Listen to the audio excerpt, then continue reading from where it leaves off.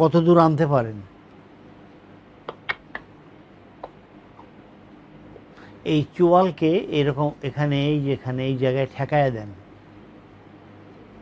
এরকম করতে পারেন কি না? হাসানুর কথা বলেন। জি স্যার, এরকম করতে পারছি, কিন্তু এরকম করলে আরো ভালো লাগে স্যার, মানে ব্যথা অনুভব হয় না, এরকম করলে ব্যথাটা আরো মানে ভালো লাগে। আচ্ছা, আপনি এখন সোজা হন। সোজা হয়ে এই চোয়ালটাকে একটু বাঁকা করলেন। বাঁকা করে এখন ডান দিকে যতটুকু পারেন এরকম ঘুরান। জি স্যার। ঘুরাইছেন? এখন কোথাও কোনো কষ্ট হয়? ঘাড়ের রগটা একটু ব্যথা অনুভব হয় স্যার, ঘাড়ের রগ। আচ্ছা, এখন আবার নিউট্রাল করে সামনে নিয়ে বাম দিকে ঘোরান। বাম দিকে একই রকম নামাজের সালাম ফিরান।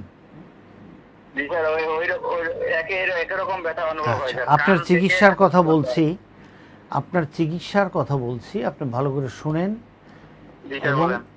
এরকম ভিডিও আমার এখানে দেওয়া আছে। আপনি কি আমাকে সাবস্ক্রাইব করেছেন? জি স্যার, সাবস্ক্রাইব করেছি স্যার। আপনি কমপক্ষে আপনার 10 জন বন্ধু বান্ধব আত্মীয় স্বজনকে সাবস্ক্রাইব করবেন।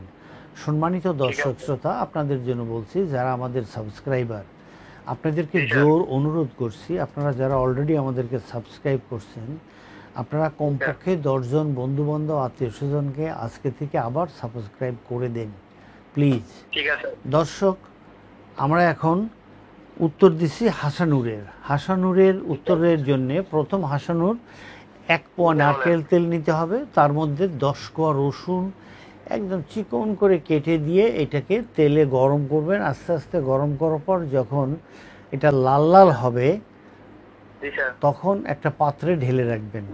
প্রতিদিন সকাল দুপুর রাতে 3 বার আপনি ওই পাত্রে থেকে কাউকে বলবেন, আপনি একটা চেয়ারে বসবেন অথবা টুলে বসবেন, এই পাত্রে থেকে নিয়ে আপনার ঘাড়ের যেখানে যেখানে ব্যথা এখানে 2 পাশে ডলবে 5 মিনিট 10 মিনিট।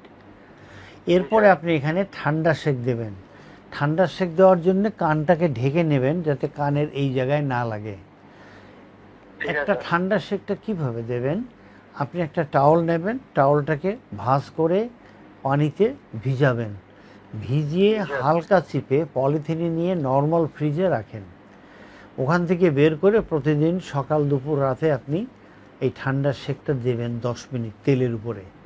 10 মিনিট দেওয়ার পরে যে এক্সারসাইজের কথা বলছি এই এক্সারসাইজগুলো করেন। আপনি আমাকে 1 সপ্তাহ পরে আগামী শনিবার জানাবেন আপনি কেমন আছেন। আপনাকে অসংখ্য ধন্যবাদ। সালামু আলাইকুম।